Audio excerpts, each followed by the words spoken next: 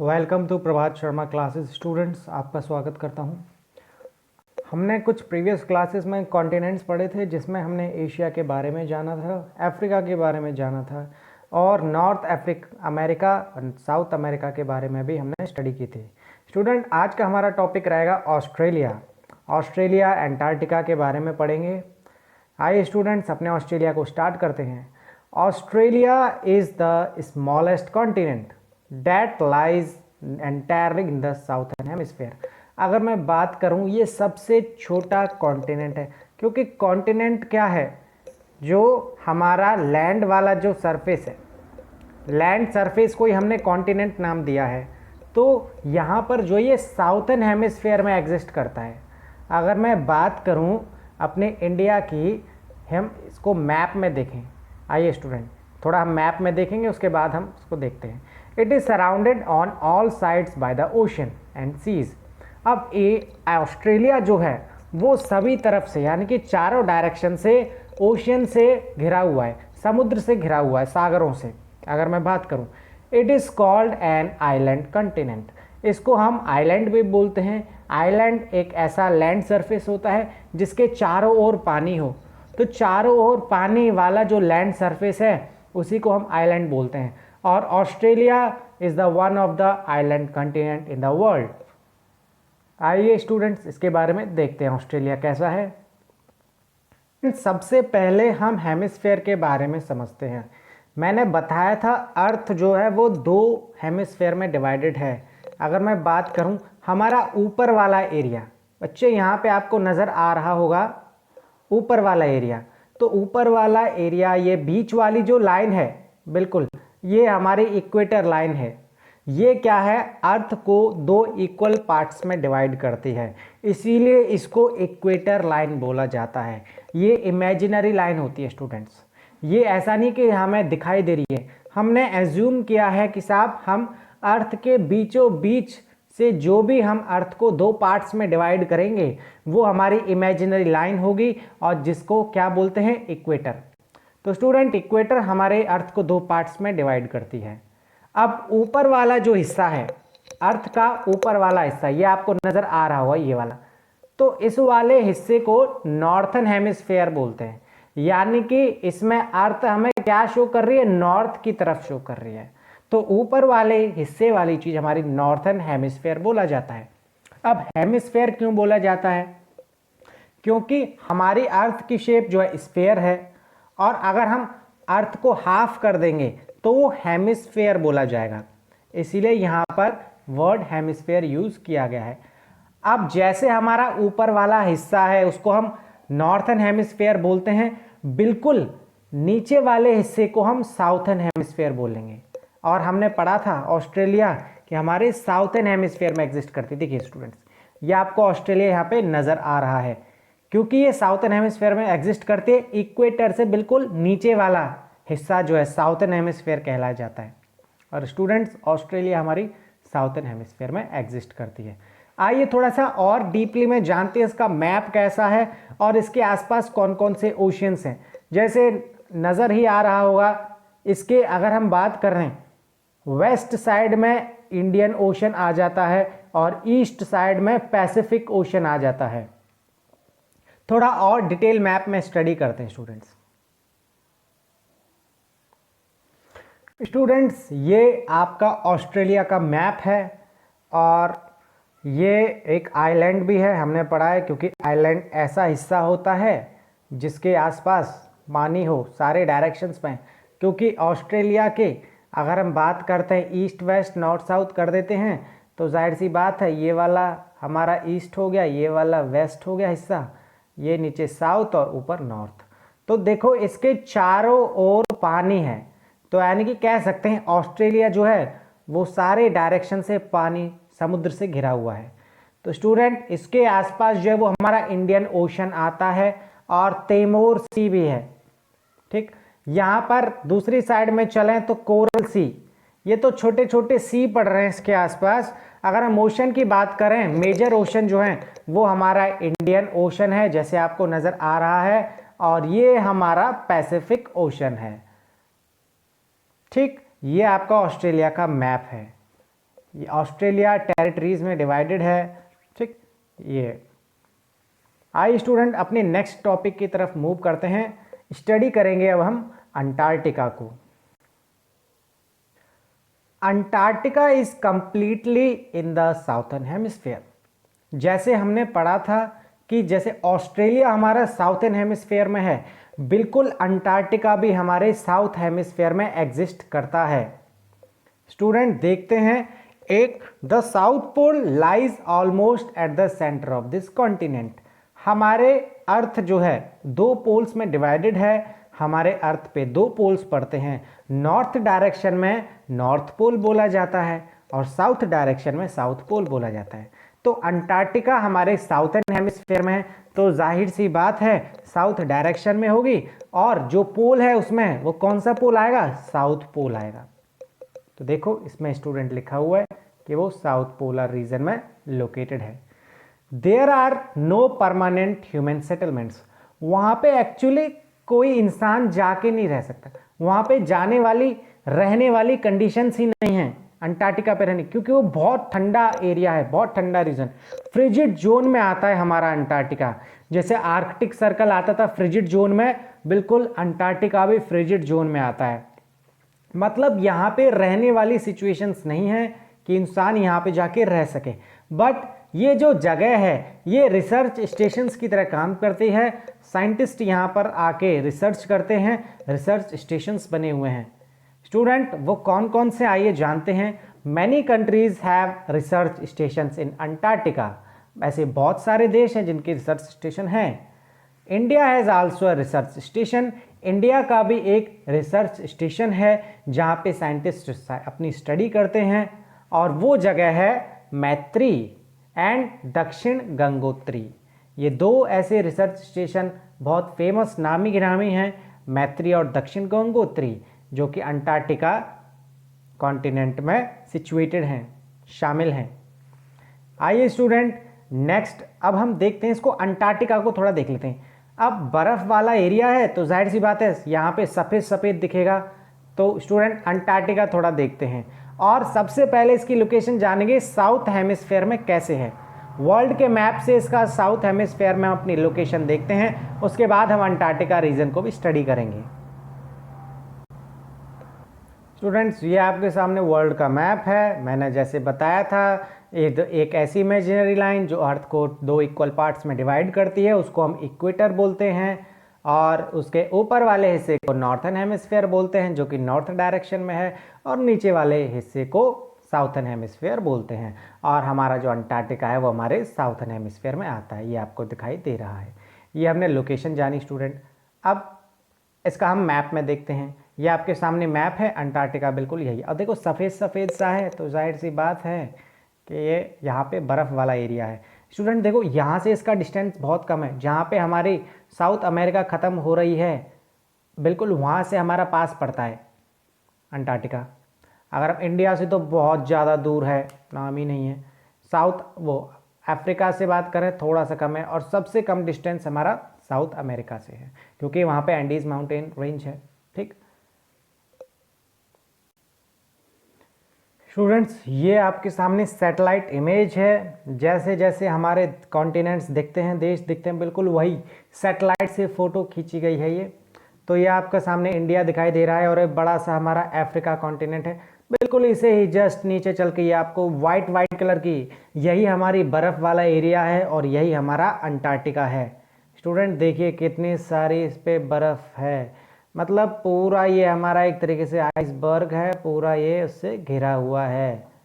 ये आप देख सकते हैं, ये पूरा बर्फ़ वाला इलाका है, पूरी बर्फ़ है, और यहाँ पे कुछ ना कुछ ये बना हुआ है, कुछ छोटे छोटे यहाँ पे है क्यूब्स वगैरह।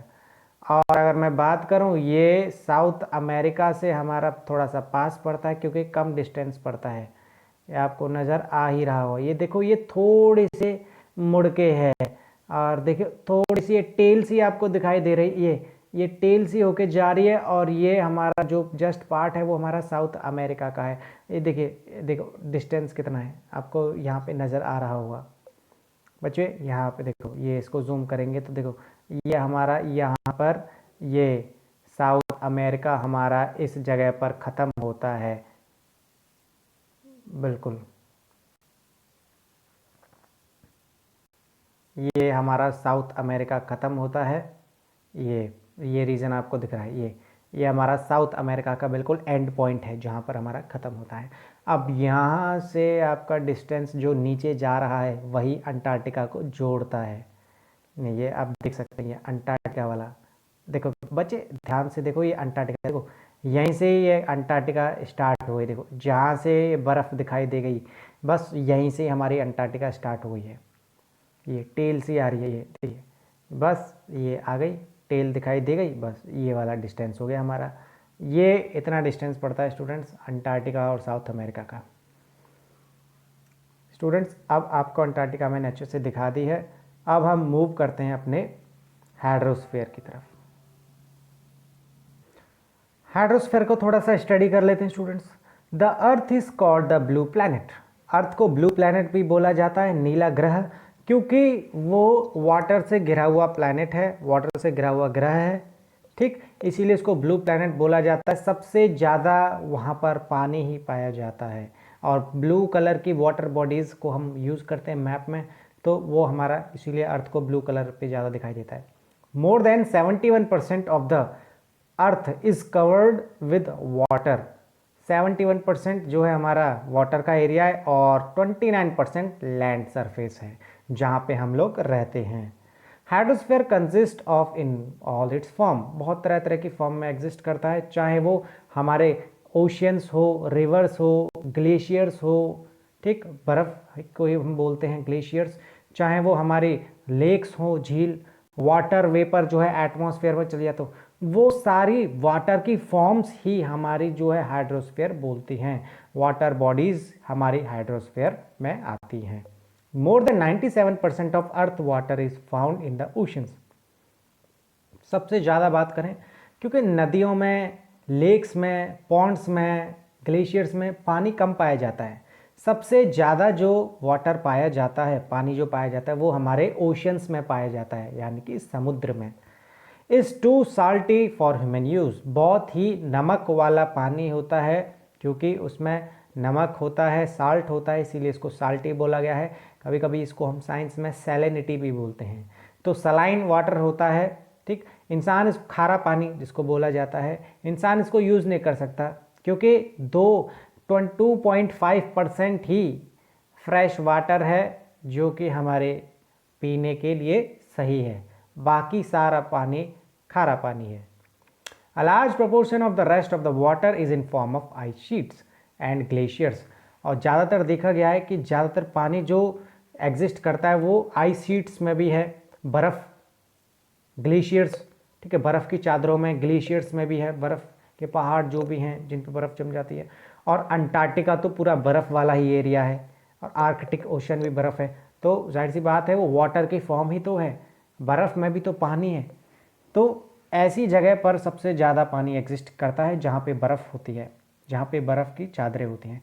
और under the ground and a very small percentage is available, और ज़मीन के नीचे जो पानी अवेलेबल रहता है वो बहुत ही कम रहता है, कम परसेंटेज में रहता है, और वही हमारा पीने के लिए रहता है, इसीलिए उसको हम फ्रेश वाटर बोलते हैं। वाटर पाने के लिए, ह्यूमन यूज़ के लिए ग्राउंड में से ही करते हैं। Hence despite being a blue planet we face shortage of water. अब देखो कैसी विडंबना है, कैसी बात है कि हमारे अर्थ को ब्लू प्लैनेट भी बोला जाता है, क्योंकि वहाँ पे सबसे ज़्यादा पानी पाया जाता है, फिर भी पानी की कमी रहती है, दुर्लभता रहती है, प्रॉब्लम फेस करते हैं लोग, शॉर्टेज ऑफ वाटर जिसको बोला जाता है। ओशंस की बात करते हैं, सागर या समुद्र। Oceans are the major part of hydrosphere. Ocean सबसे ज़्यादा अपना रोल प्ले करते हैं हाइड्रोस्फीयर में, क्योंकि सबसे ज़्यादा पानी जो है वो ओशंस में पाया जाता है। There are all interconnected, they all are interconnected, सब एक दूसरे से जुड़े हुए हैं। Oceans, Pacific Ocean Indian Ocean से भी जुड़ा हुआ है, अटलांटिक ओशन से भी जुड़ा हुआ है, क्योंकि सबसे बड़ा ओशन है हमारा पैसिफिक ओशन।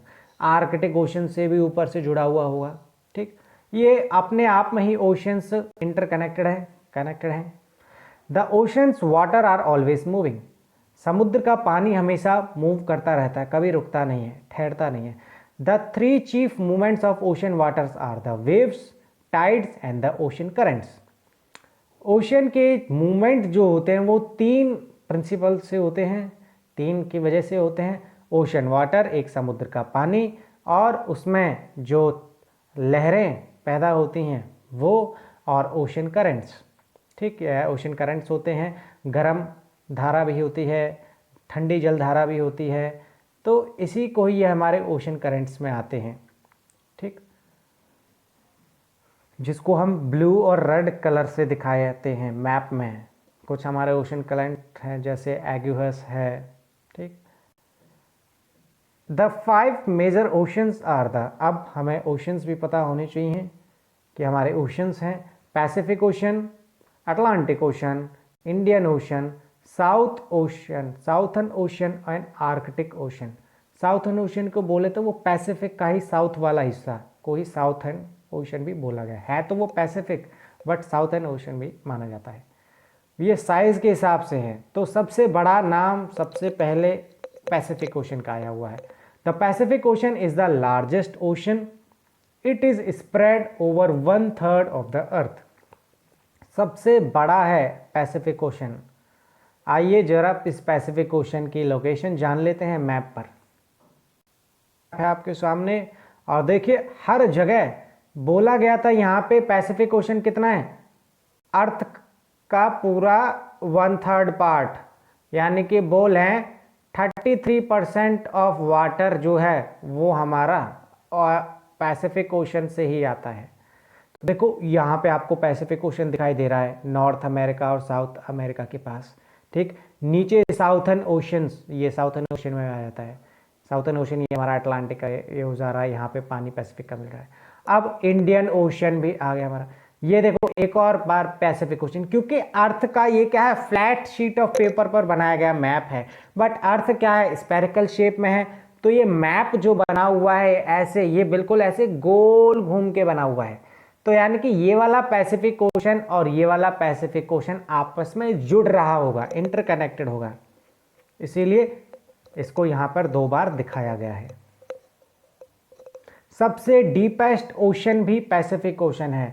मरीना ट्रेंच जो है, मरीना ट्रेंच सबसे ओशन की यहाँ पर सबसे गहराई नापी गई है मरीना ट्रेंच से, और वो करीब तकरीबन 11 किलोमीटर यानी कि 11 किलोमीटर तक नीचे गहरा है ओशन। सोच सकते हैं आप। Marina trench, the deepest part of the earth lies in the Pacific ocean. Marina trench जो है जगह का नाम है, वो पैसिफिक ओशन में ही मिलती है और सबसे गहराई वाली जगह को यहाँ पर नापा गया है। The Pacific ocean is almost circular in shape. मैंने बताया था ना ये जुड़ा हुआ है आपस से, सर्कल स्फेरिकल शेप में, तो ये पैसिफिक ओशन बिल्कुल सर्कल शेप में है, सर्कुलर शेप में है। Asia, Australia. अब मरीना ट्रेंच देख लेते हैं, मरीना ट्रेंच एक्चुअली में है कहाँ। स्टूडेंट्स, मरीना ट्रेंच की अगर मैं बात करूं, मरीना ट्रेंच हमारा करीब इस पॉइंट पर पाया जाता है। ठीक, जहां पर हमारा ये आपको नज़र आ रहा होगा फिलीपींस वाला है एरिया, तो बिल्कुल इसी के ही पास में फिलीपींस सी भी है, फिलीपींस सागर, तो इसके पास में ही ये मरीना ट्रेंच पॉइंट है। जरा सैटेलाइट इमेज पे भी देख लेते हैं मरीना पॉइंट ट्रेंच है कहाँ। स्टूडेंट्स, जहां पर आपको ये रेड कलर का साइन नज़र आ रहा है, डॉट बिल्कुल लोकेशन वाला, यही हमारा मरीना ट्रेंच है। देखिए जहाँ पर सारे देश ख़त्म हो जाते हैं, सारे आइलैंड्स भी ख़त्म हो जाते हैं, वहाँ पर मरीना ट्रेंच है। देखिए यहाँ से गहराई मेज़र की गई है, मापी गई है। इसके आसपास भी देख लेते हैं कौन कौन से कंट्रीज़ पड़ते हैं। मैंने बताया था फिलीपींस सी पड़ता है, फिलीपींस देश, ये आपको नज़र आ रहा होगा। आइए इसको ज़रा और डिटेल में देखते हैं। ये बच्चे आप यहाँ पे स्टूडेंट देख सकते हैं, देखिए फिलीपींस, देखो नाम ही आ गया फिलीपींस, तो बिल्कुल इसी के ये फिलीपींस सी है, मैंने बताया था। इसी के जस्ट ये वाले हिस्से को ही हम मरीना ट्रेंच बोलते हैं। मैरीना trench.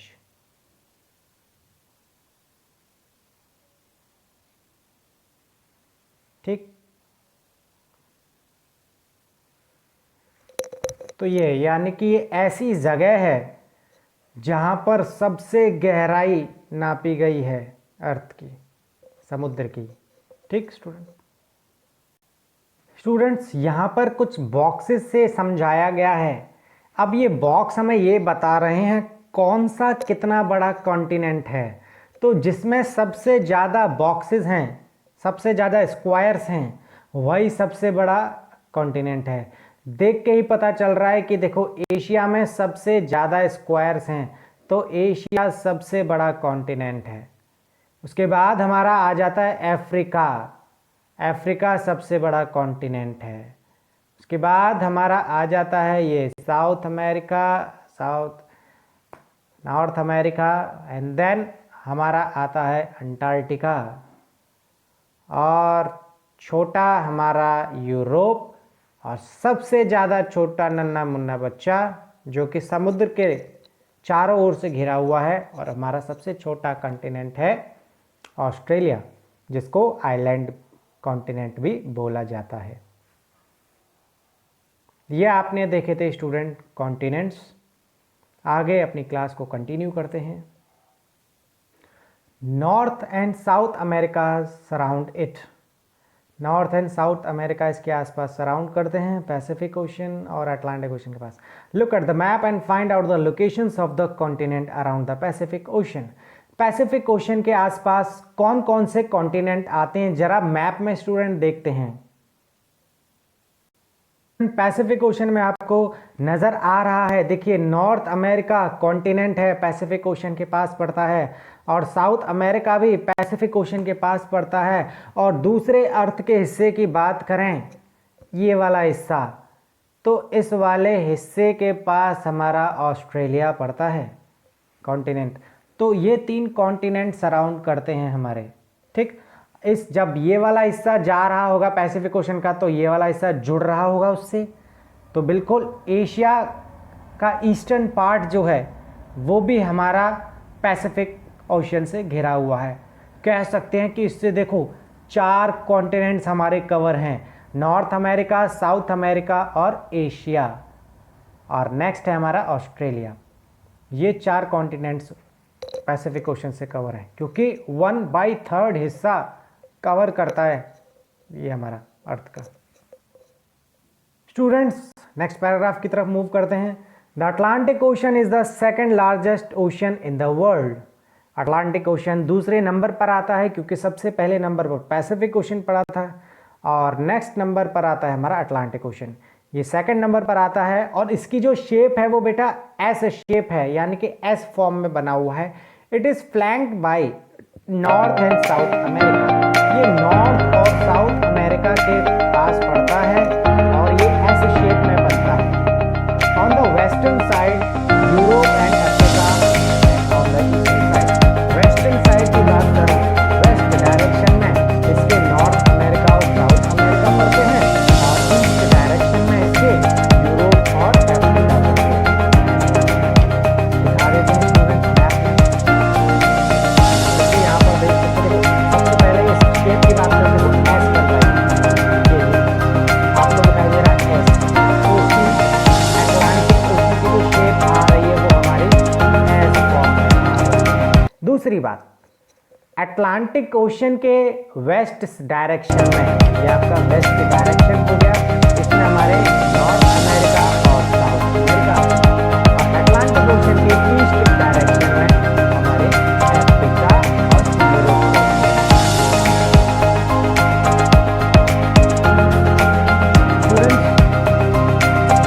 The coastline of Atlantic Ocean is highly indented.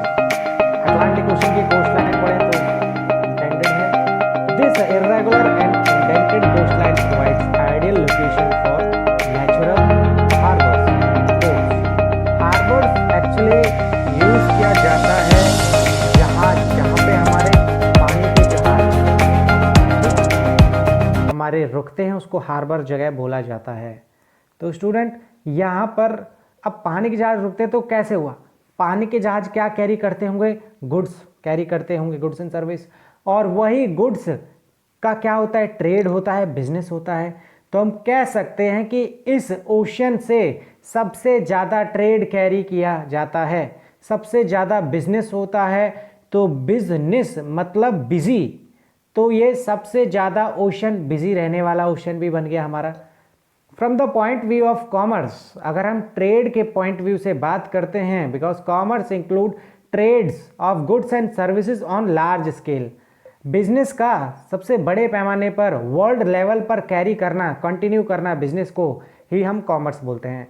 It is the busiest ocean, मैंने बताया था सबसे ज़्यादा बिजी रहने वाला, क्योंकि यहाँ से बहुत सारे रास्तों से अटलांटिक ओशन से आया जाता होगा और कंट्रीज पे वो सारा माल, गुड सर्विसेज वो उतारे जाते होंगे, अनलोड किया जाता है। The Indian ocean is only the ocean name after Indian ocean, जो नाम है वो हमारे देश के नाम पर है, इंडिया। देखो ऐसा तो ओशन बना जो हमारे देश के नाम पर है।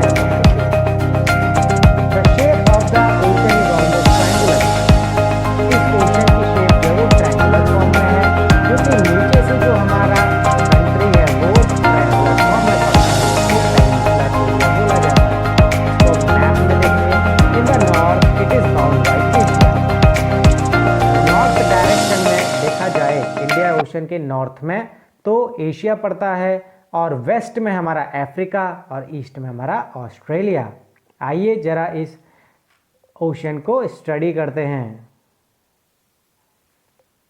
स्टूडेंट्स, इस मैप में आपको दिखाई दे रहा होगा, जैसे मैंने सबसे पहले बताया था, अटलांटिक ओशन से सबसे ज़्यादा ट्रेड होता है। तो जितने भी हमारे बात करें गुड्स एंड सर्विसेज एक जगह से दूसरी जगह जाते होंगे, यहाँ से भी ट्रेड कैरी किया जाता होगा।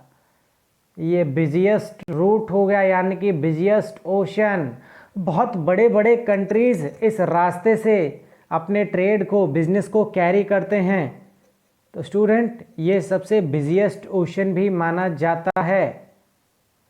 अब इंडियन ओशन की बात करते हैं। इंडियन ओशन जो है ये पूरा इंडिया के नाम पर है। इसके नॉर्थ में बात करें तो हमारा एशिया स्टार्ट हो जाता है, क्योंकि हमारा इंडिया जो है वो एशिया कॉन्टिनेंट में आता है।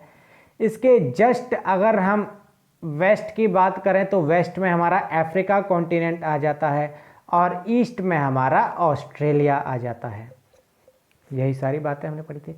अगर स्टूडेंट्स हमें डायरेक्शन आते हैं तो हम किसी भी तरीके से उसके आसपास की जगह को पता लगा सकते हैं, और उसके आसपास कौन सा कॉन्टिनेंट है ये भी हम अच्छे से पता लगा सकते हैं वर्ल्ड के मैप में देख के। तो knowledge of direction is must. The Southern Ocean encircles the continent of Antarctica, extends northward to 60 degrees south latitude. South ocean जो है नॉर्थ के हिस्से से देखें तो वो 60 डिग्री के साउथ लैटिट्यूड जो अंटार्कटिका जो सिचुएटेड है वहाँ से होकर गुजरता है। The Arctic ocean is located with in the Arctic circle. हमने सर्कल्स पढ़े थे। ऊपर वाले हिस्से में नॉर्थ पोल में हमने आर्कटिक सर्कल पढ़ा था, फ्रिजिड जोन में आता है, और साउथ डायरेक्शन में साउथ पोल में हमने अंटार्कटिक सर्कल पढ़ा था। तो यहाँ पे आर्कटिक ओशन की बात कर रखी है, तो आर्कटिक ओशन जाहिर सी बात है आर्कटिक सर्कल में होगा। तो यही बात दे रखी है नॉर्थ पोल में। और अगर हम बात करें, it is connected with the Pacific Ocean by a narrow stretch of shallow water knowing as Bering Strait. Student, ये आर्कटिक ओशन जो है वो पैसिफिक ओशन से कनेक्टेड है, और उसी को ही बेरिंग स्ट्रेट के नाम से जाना जाता है। It is bound by northern coast of North America, ये जो है कनेक्ट करता है आर्कटिक ओशन को पैसिफिक ओशन से, उसी को ही बेरिंग स्ट्रेट बोला जाता है। और ये नॉर्थ अमेरिका और यूरेशिया, मतलब यूरोप और एशिया को मिलाकर यूरेशिया, तो उन दोनों वाले हिस्से को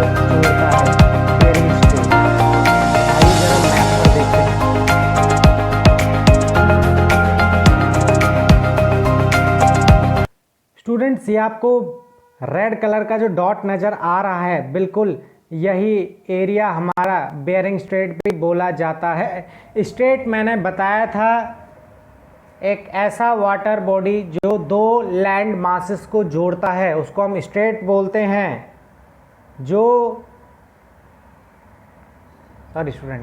जो दो वाटर बॉडीज को जोड़ता है उसको हम स्ट्रेट बोलते हैं, माफ़ कीजिएगा। तो ऐसा हमारा बेरिंग स्ट्रेट जो है, ये रेड कलर का डॉट आपको नज़र आ रहा है, यहाँ पर ये बेरिंग स्ट्रेट है। मैप से अगर हम देखें सैटेलाइट इमेज से, तो स्टूडेंट ये हमारा पूरा नॉर्थ अमेरिका आ जाता है और ये हमारा एशिया आ जाता है। तो स्टूडेंट बस बिल्कुल यही वाला हिस्सा हमारा जो है ये बेरिंग स्ट्रेट बोला जाता है। यहाँ मतलब ये कनेक्ट कर रहा है, किसको कनेक्ट कर रहा है? देखें यहाँ पर ये नॉर्थ अमेरिका को और एशिया को कर रहा है, तो ये बेरिंग स्ट्रेट है। यही लोकेशन है बेरिंग स्ट्रेट की स्टूडेंट्स।